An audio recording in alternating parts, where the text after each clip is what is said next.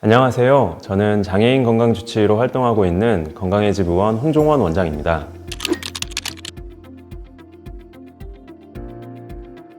이번 시간을 통해 발달장애인들이 건강을 잘 돌볼 수 있도록 쉬운 표현으로 비만과 만성질환, 그리고 합병증에 대해 설명하려 합니다.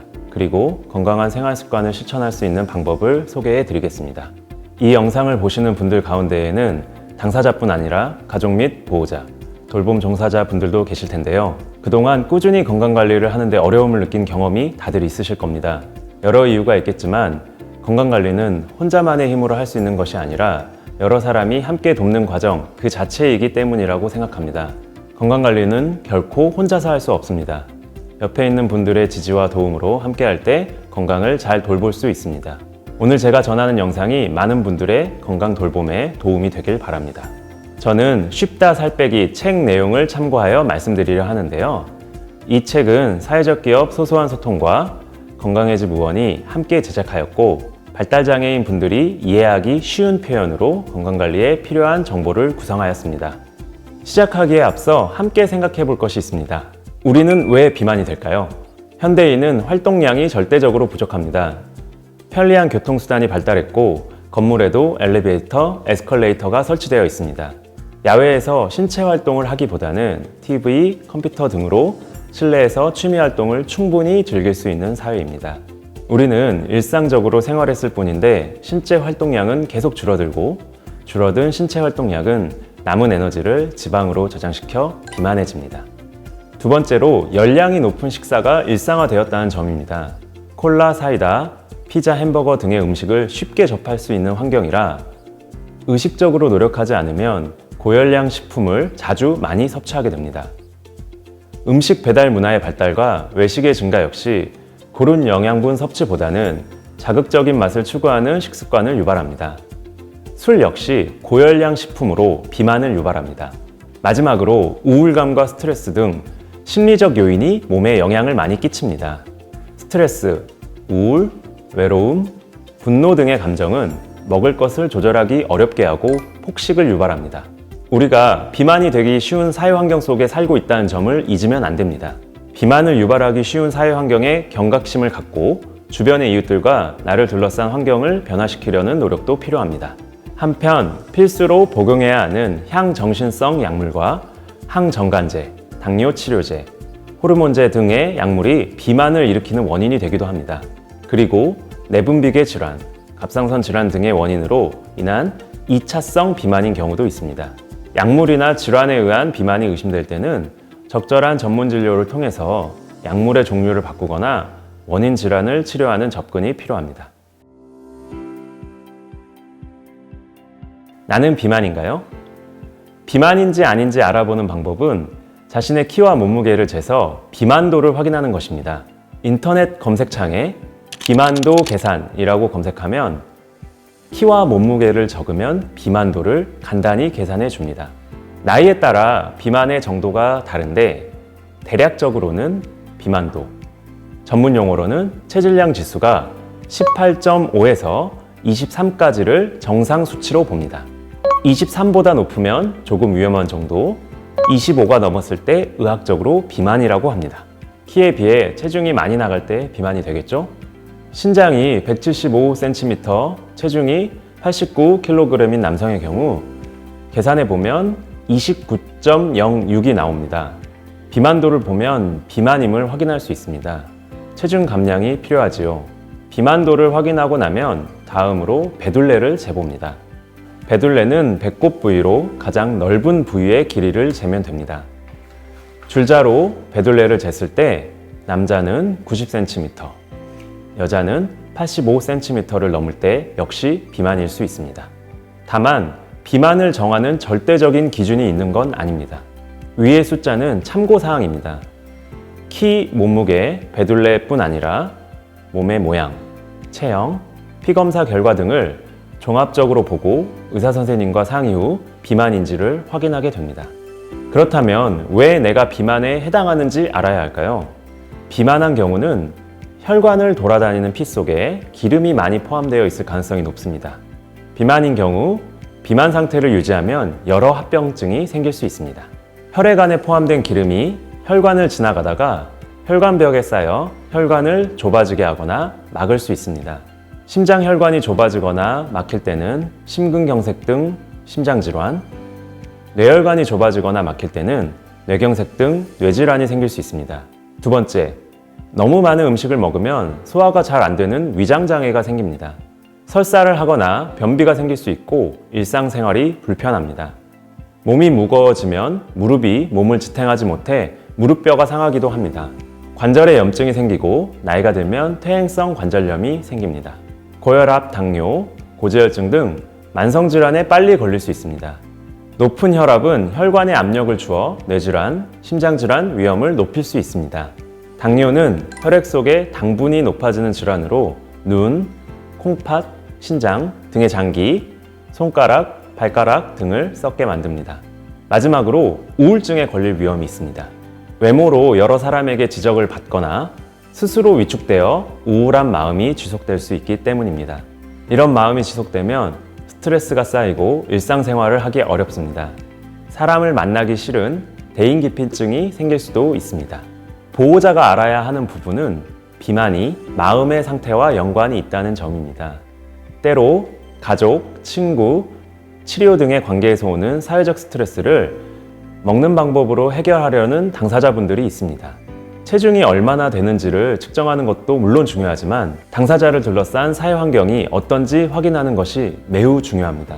비만으로 인한 심각한 합병증을 항상 인지하고 또 비만을 유발하는 마음의 상태, 사회적 환경을 살피며 즐겁게 건강을 챙겨야 한다는 소통을 수시로 하시길 당부드립니다. 비만을 관리하는 습관을 3가지로 정리해 보겠습니다. 첫 번째, 알맞게 먹는 습관. 두 번째, 자주 움직이는 운동 습관. 세 번째, 건강하게 지내는 생활 습관. 무엇을 먹어야 할까요? 신선한 채소와 과일이 몸에 좋은 건 잘 알고 계실 겁니다. 채소와 과일을 즐겨 먹는 습관을 들이면 비만을 예방하고 건강을 관리하는 데 매우 좋습니다. 과일 섭취 시 주의해야 할 점이 있습니다. 과일은 당분 함량이 높아 맛있다고 해서 많은 양을 섭취하는 습관을 피해야 한다는 점입니다. 과일이 몸에 좋다고 무작정 많이 드시면 건강에 해로울 수 있습니다. 건강한 과일 섭취 방법으로 2가지 이야기 드리고 싶습니다. 식사와 식사 사이에 간식으로 조금씩 드시거나 식사를 대신하여 충분한 양을 드시는 방법을 추천드립니다. 다음으로 탄수화물, 단백질, 지방, 무기질, 비타민 등 균형감 있게 다양한 종류의 재료를 섭취하는 게 중요합니다. 편식하지 않고 영양분별로 골고루 먹는 게 중요합니다. 무엇을 먹지 말아야 할까요? 짠 음식, 단 음식, 가공 음식, 패스트푸드는 피하는 것이 좋습니다.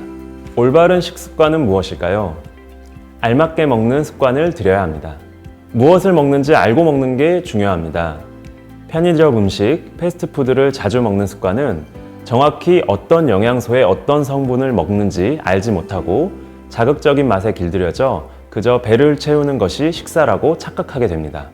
내가 얼마나 먹고 있는지를 잘 알 수 있게 항상 같은 크기의 규격화된 그릇에 담아 먹는 습관을 만들면 좋습니다.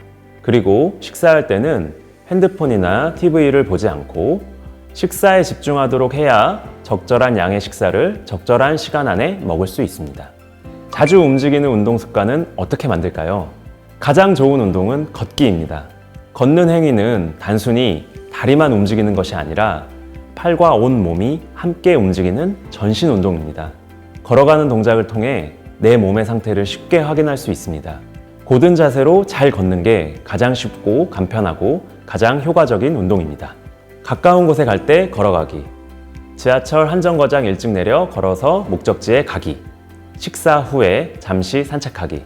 걷는 습관을 만드는 것이 가장 좋은 운동 습관입니다. 운동에 재미가 있다면 물론 근력 운동을 덧붙이면 좋습니다. 근육은 우리 몸의 피로감을 줄이고 비만으로 가지 않도록 몸의 균형을 잡아줍니다. 덧붙이고 싶은 점은 헬스, 축구, 농구, 테니스, 골프 등 좋아하는 운동을 하기 전에 꼭 준비 운동을 통해 관절을 풀어주어야 한다는 점입니다. 갑작스럽게 운동을 하다 다치면 결국엔 운동 습관이 사라질 수 있습니다. 조금씩 자주 안전한 운동 습관을 들이시는 게 좋습니다. 비만을 관리할 때 정말 중요한 부분은 스트레스 관리입니다. 먹는 습관, 운동 습관 못지않게 마음의 상태가 비만의 상태를 결정합니다. 여러분들은 취미가 있으신가요? 고민을 털어놓을 수 있는 친구가 있나요? 스트레스가 쌓였을 때 풀 수 있는 본인만의 방법이 있나요? 마음에 쌓인 감정을 잘 풀어내야 살이 찌지 않을 수 있습니다. 본인이 좋아하는 취미 생활을 즐기는 일이 스트레스 해소에도 좋습니다. 마지막으로 잠을 잘 자는 것이 중요합니다. 잠을 못 자면 몸에서 살을 찌우는 호르몬이 분비되어 비만이 될 수 있습니다. 잠을 푹 자지 못하면 쉽게 지치고 예민해집니다. 이런 스트레스를 먹는 방법으로 풀려고 하면 살이 더욱 찔 수 있습니다. 푹 자기 위해서는 시간, 음식, 습관 3가지를 기억하셔야 합니다. 먼저 시간은 매일 같은 시간에 잠들고 일어나는 것이 좋습니다. 자신의 생활 패턴에 맞는 시간을 정해서 잠드는 시간과 일어나는 시간을 규칙적으로 해보세요. 음식과 관련해서는 저녁 6시 이후에는 커피, 녹차, 초콜릿 등 카페인이 든 음료를 마시지 않는 것이 좋습니다. 술은 숙면을 방해할 수 있기 때문에 음주를 피하는 것도 숙면을 취하는 데 도움이 됩니다. 저녁 식사를 되도록 적게 하는 것이 숙면에 도움이 됩니다. 마지막으로 잠들기 전 휴대폰을 보지 않는 것입니다. 잠자리에 들기 전 휴대폰을 보기 시작하면 불빛 때문에 잠도 깨고 숙면을 취하는 데 도움이 되지 않습니다. 잠잘 때는 잠만 자는 습관을 들이는 게 좋습니다. 자주 하는 질문에 대한 답을 몇 가지 드려보겠습니다. 제 친구는 엄마가 다이어트 약을 사줘서 그거 먹고 살을 뺐대요. 약을 먹고 살을 빼도 괜찮나요? 다이어트 약 광고가 많습니다. 다이어트 약을 처음 먹으면 살이 빠지기도 하지만 머리가 어지럽거나 피곤함을 자주 느끼는 부작용도 많아서 장기적으로는 효과가 없거나 오히려 살이 더 찔 수도 있습니다. 다이어트 약은 인위적으로 식욕을 조절하는 약이라서 효과적인 방법은 아닙니다. 여러 차례 말씀드린 대로 건강한 습관을 통한 체중 감량이 가장 좋은 방법입니다. 살을 많이 빼면 살이 처진다고 해서 걱정돼요. 살이 안 처지게 살을 빼려면 어떻게 해야 하나요? 공기가 가득 찬 풍선이 바람이 빠지면 흐물거리는 것처럼 지방으로 가득 찬 살이 빠지면 피부가 흐물거리며 처지는 현상이 나타나기도 합니다. 이러한 현상을 줄이기 위해서는 근력 운동이 필요합니다. 운동을 통해 근육이 자리 잡으면 피부가 처지는 걸 막아주고 살이 빠지는 데도 도움이 됩니다. 건강한 습관을 갖고 싶은데 자꾸 깜빡해요. 좋은 습관을 잘 만들 수 있는 방법을 알려주세요. 몇 가지 방법을 소개해 드리겠습니다. 첫 번째는 메모를 하는 것입니다. 지켜야 할 습관을 적습니다.